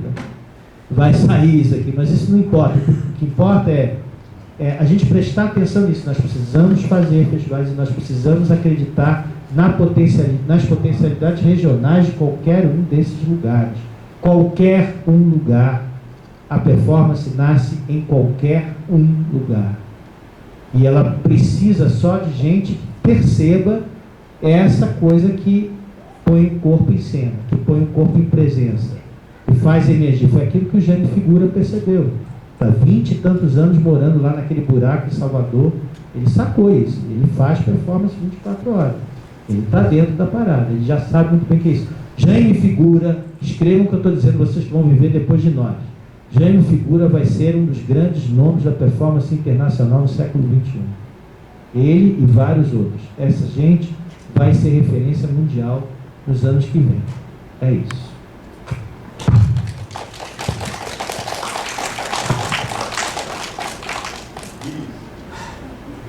Vamos começar tudo de novo. Então... Você que gosta da performance. Aqui eu fiz uma versão... Que tinha... Falei 7 horas, né? Eu queria ver se a gente abrir para uma discussão, né, com os demais participantes da roda. Principalmente aqueles que discordarem de tudo que eu falei, eu quero mais. É interessante. Eu queria começar falando, aproveitar que você falou da sua experiência também em viajar, que você foi para Quebec e tal. E eu passei por uma experiência parecida, que eu fui para Praga no ano passado, na Quadrienal. Eu acho que estava conversando com alguém que foi com a Pamela e com a Charlie. E aí, foi o trabalho que eu conduzi no curso de Educação Artística com habilitação em artes cênicas, e o trabalho que o André conduziu de encenação no curso de licenciatura em teatro. A gente foi os únicos no Nordeste que fomos aprovados. E aí, quando chegou lá, eu fiz uma brincadeira com os brasileiros que estavam visitando o stand, que estavam também cuidando do stand. Perguntei assim, vem cá, se vocês não vissem isso aqui, que eu estou dizendo que é de Natal, assim, ou então pegava alguém que não conhecia, vocês diziam que esse trabalho era da onde? Assim, aí eles diziam que era do Sul, ou de Brasília, ou de qualquer outro lugar, menos reconhecer que é Natal, porque eles achavam, eles tinham essa impressão que Natal produzia sempre essa coisa estereotipada do nordestino, do sertão, enfim. E aí, eu fui conhecendo várias pessoas, várias coisas, e aí eu acho que foi importante o fato da gente ter ido aqui, de Natal para lá, para mostrar que não é só isso, sabe? Para mostrar que aqui também tem uma produção contemporânea, que também tem uma produção, claro que vai ter a produção para o gringo ver, para o turista ver, que o Marcos Bulhão chamava de porno folclore, né? Claro que vai ter isso. Mas tem também o pessoal que está pensando além disso, está tentando entrar em editais aqui como o BNB, que é o edital do Banco do Nordeste, com uma produção de performance, com uma produção de cena contemporânea que não é contemplada dentro do Banco do Nordeste, porque o Banco do Nordeste acha que o que tem que ser nordestino é sertão, é cangaceiro, é essas coisas todas. Então foi muito importante porque eu vi a reação dos próprios paulistas e brasilienses que estavam lá, que não viam aquilo como produção nordestina, entendeu? Então, era essa minha contribuição. Eu acho muito importante esses entrecruzamentos assim, que você faz durante a sua vida, a sua estadia, porque aí você vai conhecendo também uma produção que está em livros, está em sites, por exemplo, mas que também às vezes não está nem um pouco acessível. Por exemplo, a produção da República Tcheca, ou a produção de outros países, assim, que são coisas complicadíssimas de você achar se você não tiver visitando esse espaço. Isso que você fala toca num ponto que é fundamental. Como é que nós vamos saber o que foi a história da performance no Brasil, o que foi feito no Brasil? É se nós fizermos esse mapa. A gente tem que fazer esse mapa. E não deixar que alguém faça por nós e reconte a história. Né? Então, por exemplo, em Curitiba, um professor lá de Curitiba, que esteve até lá no Paulo, que esteve até lá no festival no Rio de Janeiro, ele fez o levantamento de todos os artistas de performance, todos os artistas que tiveram alguma espécie de envolvimento com o corpo, puseram o corpo na obra de arte, e fez um levantamento disso e produziu um trabalho sobre isso. No Rio Grande do Sul, acabei de receber um material também de um pessoal que fez um levantamento, não me lembro o nome do grupo, mas era um grupo, aí especificamente de um grupo, na ponta da linha, um grupo lá, a Marion que mandou isso, que fez parte do grupo também, que também era um grupo que durante coletivo, era um coletivo, existia nos anos 70, coletivo não é coisa de agora, que fez várias performances durante um longo período, e esse material estava sendo rebuscado. Em São Paulo existiram grupos de teatro muito curiosos, né? Como o Pó de Minoga, por exemplo, que recentemente, uma publicação do SESC, recuperou o trabalho desse grupo. O que a gente conhece do Pó de Minoga? Vocês que estudaram artes cênicas, vocês não sabem nada do Pó de Minoga, não estudaram Pó de Minoga, tinha que estudar Pó de Minoga na faculdade. Ou não estudaram o Teatro do Ornitorrinco, que saiu também um livrão enorme, que é fundamental para a formação de pessoas como eu, por exemplo. Eu assisti o Burrei com o Teatro do Ornitorrinco, e aquilo ali era absolutamente importante, porque era uma ideia completamente nova de teatro, em que o rei entrava em cena, falava merda, e depois aí saía, falava merda literalmente, e depois saía, e a coisa acontecia no teatro inteiro, o tempo todo, e foi um grande êxito de público. Né? A gente não conhece a história do Viajou Sem Passaporte, por exemplo, que a gente recuperou a partir de um texto da Mariângela Alves de Lima, dos anos 70. O Viajou Sem Passaporte era um pessoal que entrava em espetáculos de teatro, coisa assim, e caía na cena, simplesmente. Ela descreve uma situação que estava acontecendo a peça aqui, de repente alguém da plateia descia, ficava. E aí os atores não sabiam o que fazer, deu uma polêmica tremenda, tinha gente que dizia que aquilo era uma falta de respeito, estavam atrapalhando o trabalho das pessoas. Né? A gente não sabe nada sobre o grupo Moreninha, que quando veio aquela visita colonialista do Aquile Bonito Oliva aqui no Brasil, o pessoal falou assim, então o negócio é voltar à pintura, então vamos pintar a paisagem lá na Pedra da Moreninha, lá em Paquetá, e aí é um grupo de artistas jovens, artistas contemporâneos, pintar na Pedra da Moreninha, em Paquetá, era o grupo Moreninha. E assim por diante, quer dizer, tem milhões de histórias, eu estou contando algumas do Rio e de São Paulo, para vocês verem que isso tem milhões de histórias e ao mesmo tempo todas essas histórias revogam o estereótipo do Rio de Janeiro, por exemplo, praia, sol, mar, o estereótipo de São Paulo, tudo muito certo, então, tem, em todos os lugares tem todas as coisas. É isso que quer dizer aquela canção dos Titãs: miséria, miséria em qualquer canto, riquezas são diferenças. Índio, mulato, preto, branco, riquezas são diferenças. Né? É preciso a gente prestar atenção naquilo que produz. Quando os caras lá, franceses do pós-estruturalismo, falam uma filosofia da diferença, é isso. É você encontrar a linha de fuga para sair, né, desse impasse, por exemplo, que você é jogado dentro do porno folclore, que é o que maltrata e destrói uma cidade como Natal, é o porno folclore. É isso que está fazendo aquela história que eu ouvi hoje das fazendas de camarão lá, destruindo todo o manguezal. É isso. É o porno folclore, a produção de sentido de uma ideia sobre cultura e sobre o que é existir, né, cotidianamente, que é uma produção destrutora. Né? E aí a gente precisa também, ao mesmo tempo, olhar com um olhar generoso para isso, como, por exemplo, Chico Science fez, que foi o último dos caras que fez isso, que teve a potência, a força para fazer isso, dizer, não, ao mesmo tempo isso aqui, que foi amealhado pelo folclore, em algum momento pode virar uma outra coisa novamente, e você fazer disso de novo uma coisa interessante. Quem consegue fazer isso muito bem? A música consegue fazer isso muito bem, porque a gente tem uma tradição extraordinária e bem azeitada de música. E a performance também consegue fazer isso, porque na performance a gente faz o comportamento restaurado. A gente se põe na pele. Eu posso chegar de virgulino aqui, Lampião, e aí fazer alguma coisa com isso agora. É claro que a altura da estatura de virgulino, de Lampião, exige de mim que eu faça alguma coisa que seja realmente fundamental e transformadora. Esse é o desafio que a gente tem, de dar um novo sentido, como dizia o Ezra Pound, falava isso em relação à poesia. Ele dizia, a poesia visa dar novo sentido às palavras da tribo. E eu, parafraseando o Ezra Pound, que eu uso nesse livro, que eu estou usando autores de literatura e de poesia para falar de performance, eu, parafraseando, diria que a gente tem que dar, no performance, dar novo sentido ao corpo, aos corpos da tribo, aos comportamentos e aos corpos da tribo. Se o corpo vestiu, é muito importante a gente saber que Virgulino tomava banho de perfume na Caatinga. Isso é performance, gente. Isso é performance.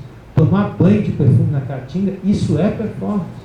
É preciso pensar nisso, é preciso pensar nessa loucura que esse cara fez e que o outro foi lá e fotografou. Isso é muito importante. Porque isso não tem, em muitos lugares do mundo não tem, tem outras coisas tão loucas quanto essas, mas não tem essas, e em outras culturas isso foi guardado e tratado com um respeito que aqui muitas vezes não é tratado, é destruído por essa sanha estrutura. E ao mesmo tempo a gente tem que ter a coragem de ter esse outro discurso, de não cair no estereótipo, de não achar, porque eu sou do Nordeste, só posso falar. É aquilo que Luiz Melodia dizia assim, sabe por que não me deixam gravar? Porque acham que crioulo tem que tocar samba, né? E eu sou um crioulo estranho no morro porque eu não toco samba, eu toco jazz, eu faço outra coisa. Eu sou um negão que faz outra coisa, né? Jorge Ben também se queixava desse tipo de coisa, no tempo que era Jorge Ben. A gente precisa aprender com os músicos também, a gente tem muitas coisas a nos ensinar. Eu acho que essa coisa de chamar de Lampião tomar banho de perfume, chamar isso de performance, eu acho bacana, mas vai além de certos limites. A gente vai tocar na questão de consciência. A arte precisa ter consciência. Eu sou um performer, porque eu tenho consciência questão. Pauleira, velho. Porque aí entra uma questão fundamental que é muito discutida no âmbito da antropologia da performance. É arte somente aquilo que você autoconscientemente produz como arte, em que há uma intencionalidade artística? Aliás, esse tema da intencionalidade artística tem décadas e décadas e décadas de discussão sobre isso. Mas, independente disso, a gente poderia entrar numa discussão só sobre isso, mas seria arte ou não seria? Para os antropólogos, eles ultrapassaram esse problema resolvendo como o Schechner propõe resolver, que eu acho que é bem interessante. Funciona dentro de um gradiente, já não interessa mais saber se é arte ou não é arte, ou não é arte. Interessa saber se aquilo tem uma relevância da presença do corpo, né, em uma situação ritualizada ou não, né? Ou seja, importa nesse caso saber se isso que você está fazendo é alguma coisa que produz alguma transformação no próprio entendimento do que é estar em presença, estar vivo em algum lugar, ou não, né? Então, aquilo que Lampião fez é absolutamente relevante para quem quer que queira fazer arte, uma arte performática hoje. Porque ele não pode ignorar esse tipo de coisa. E no limite, o contrário também é verdadeiro, isto é. Vem cá, Bia, para me ajudar nisso aí. O contrário disso também é verdadeiro, ou seja, da mesma forma, essa atitude que é estranha, de, por exemplo, tomar banho de perfume na Caatinga, mesmo que você não seja cangaceiro ou coisa assim, não é a atitude em si, não é o perfume, não é a Caatinga, não é o corpo, é a junção, como eu disse antes, o deslocamento desses elementos num contexto inusitado, novo. Esse é o trabalho que o performance faz. Aí, no caso, a performance... Eu vou dar um exemplo usando a Bia que acabou de chegar. Inserar a rampa do Planalto é performance? É performance. Mas isso também pode ser um protesto, uma outra coisa assim. Pode ser o trabalho do cara também. Também pode ser o trabalho do cara. Pode ser o cara que fica lá inserando a rampa. Embora muito importante, eu preciso imaginar isso. Acho que é de lava, mas não inseram exatamente, né? Exatamente, a gente está discutindo exatamente nisso quando você entrou. É a questão da intencionalidade. Então, mas para além disso, o pessoal da antropologia e de performance resolveu dessa forma. Não é mais uma questão da vontade do artista, porque isso cola com uma outra questão, que é a questão do autor. E a discussão sobre o autor, já há muito tempo, está começando a ruir. A performance faz parte desses novos saberes em que a questão da autoria, ou seja, de alguém que quis que aquilo fosse obra de arte, produzir com essa intencionalidade, já não faz mais sentido. Há 2 textos fundamentais sobre isso. Não faz sentido, mas a discussão terminou em que pé? Continua a discussão aberta. Ela não termina. Ela está completamente aberta e agora muito mais. Isso começou lá nos anos 70 com 2 textos do Roland Barthes, chamado A Morte do Autor, e um outro texto, O que é o Autor, do Michel Foucault, em que ele, de alguma maneira, parece dialogar com o texto do Roland Barthes. Esses 2 textos são lá do final dos anos 70. A partir desse ponto, esse é um marco possível, a partir desse ponto começa a haver um balançar dessa história, né? E aí, a partir daí, teve muita gente que já remexeu com essa situação do autor, que é uma entidade que serve a um outro propósito, é o funcionamento de um determinado mercado de arte, etc. Mas isso é uma discussão que não acabou. Isso que você falou aí, como é o nome do cara? Richard Schechner? Richard Schechner. Isso aí. Tem gente que fala Schechner também, pode falar Schechner. Bom, então isso extrapola a arte e vai para a antropologia. Dependendo do ponto de vista que você adote, sim. E às vezes isso pode ser ruim também, dependendo do que você queira, quer dizer.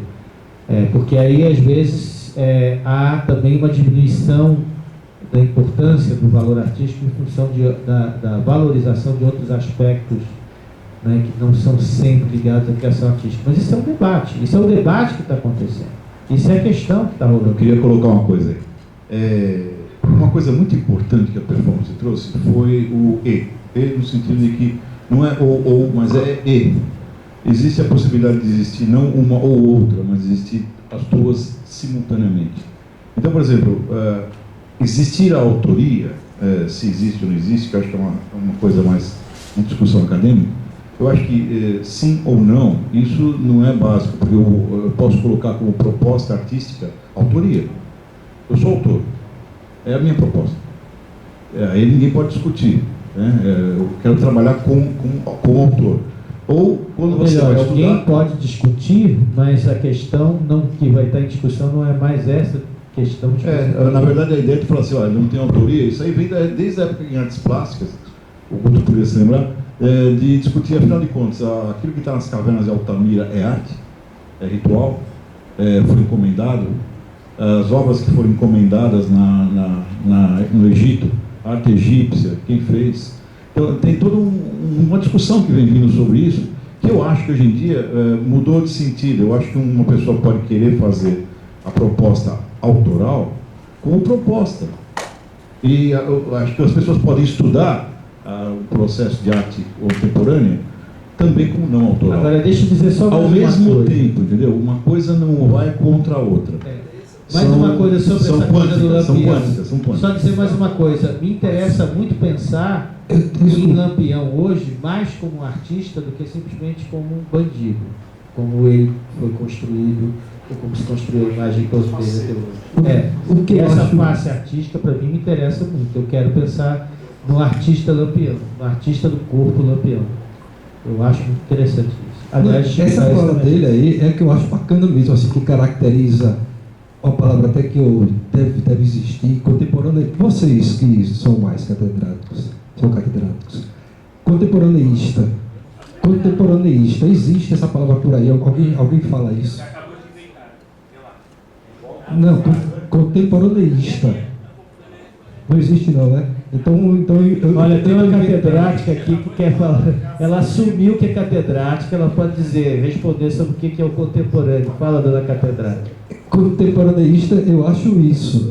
Contemporaneistas são os contemporâneos que têm o espírito do tempo. Mas nem contemporâneo sabe o que é contemporâneo. Tudo é contemporâneo. Mas Ah, sim. Está na moda um livrinho aí que todo mundo está lendo, chamado que é o contemporâneo. Mas o contemporâneo já não é de hoje, né? O contemporâneo já vem existindo. Certo.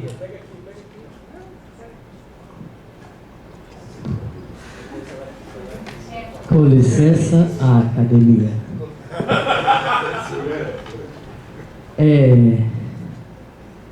Nós, corpos informáticos, consideramos assim que,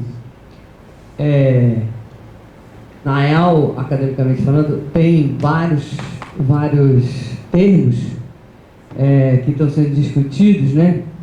A gente estava procurando o atual, aí o Agamben falou não atual, aí o Sloterdijk falou extemporâneo, e aí o Corpus Informáticos falou fuleiragem. Mas, na verdade verdadeira, voltando à academia, eu acho assim, ó, a coisa que for realmente arte, isto é, aquela que tocar os sentidos das pessoas, os 11 sentidos das pessoas, que tocar de fato, né? Ela será sempre extemporânea, porque uma parada que bateu, isso é arte, ela pode ser até boa hoje, o cara, gostou, tá bom. Mas se ela for verdadeiramente arte, ou seja, aquilo que toca os 11 sentidos, e o sentido, ela tem que ser para mim, para o meu avô, para o meu neto, para o meu vizinho, para o pobre, para o rico, daqui a 500 anos. Nesse sentido, ela tem que ser extemporânea, entendeu? Ela tem que bater sempre. Se ela deixar de bater, deixou. Bosch é extemporâneo. Eu queria fazer a minha fala, na verdade, assim, muito mais de apresentação. Sou Charlene, de Maceió, Alagoas, e achei muito importante, por exemplo, estar aqui hoje ouvindo essa fala do Agra, e como um chamado também, né, de dizer, olha, existe potencialidade na sua região, e é preciso muito mais do que a gente tem vontade. Já fui para pagar matéria lá na Unirio, com a Ângela na Terra, vim, voltei, e a gente está tentando, enfim, né, conhecer. E eu sempre penso assim mesmo, é importante que a gente vá, mas é importante que a gente volte, que a gente vá e que a gente volte, né? Eu, na maior cara de pau, ligando para a Rubiane, será que mesmo com a programação fechada no trampolim, tem como eu participar, né?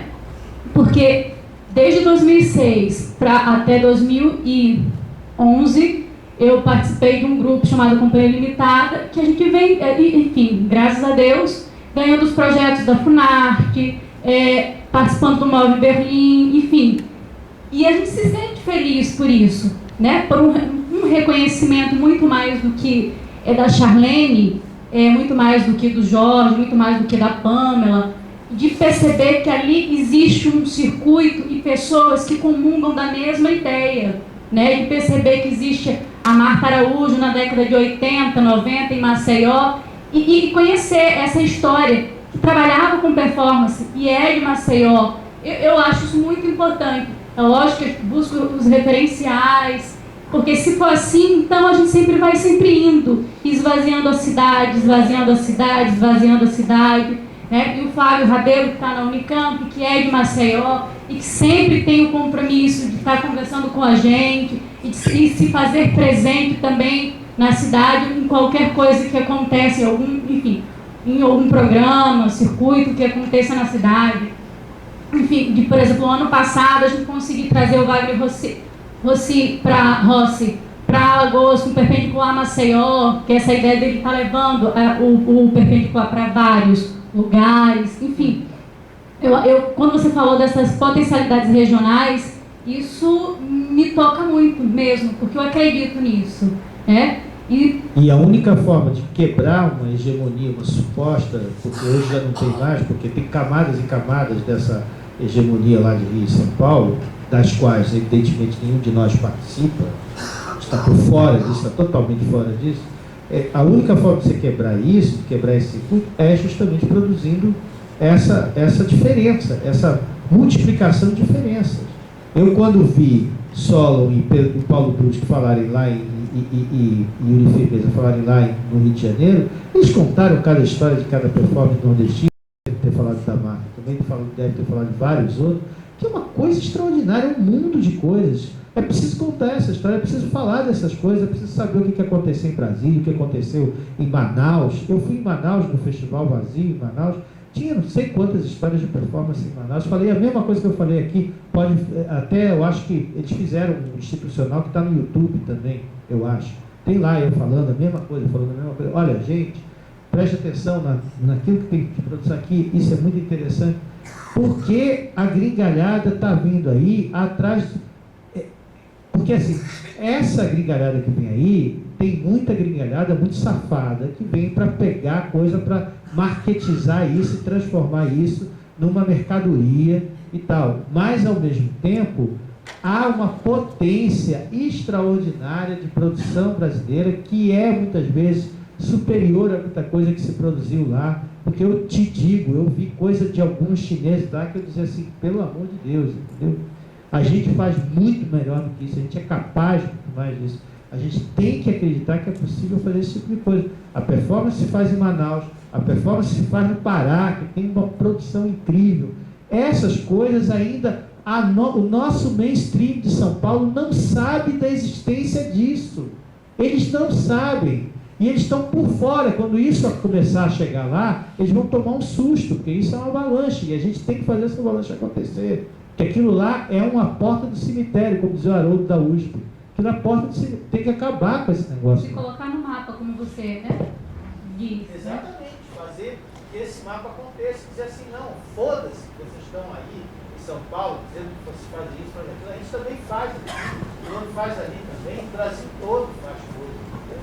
Porque aí acaba esse circuito, esse compadrio, esse negócio de tapinha nas costas, na barriga, sabe essa coisa toda?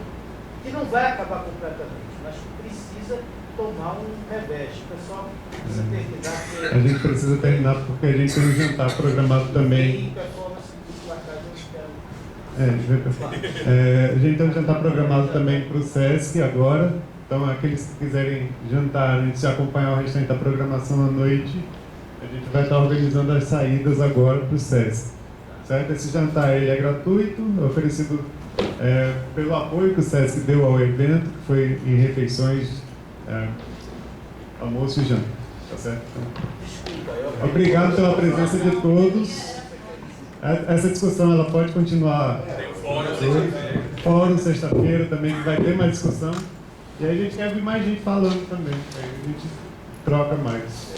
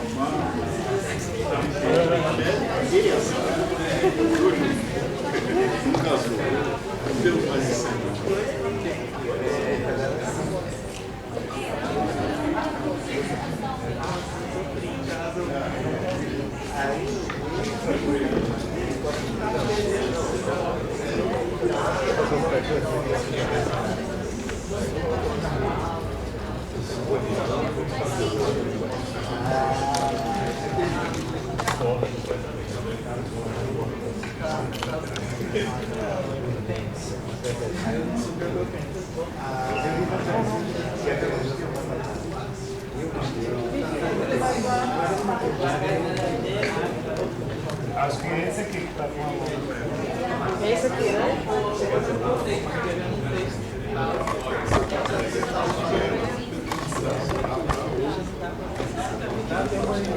Vai que pega um trânsito.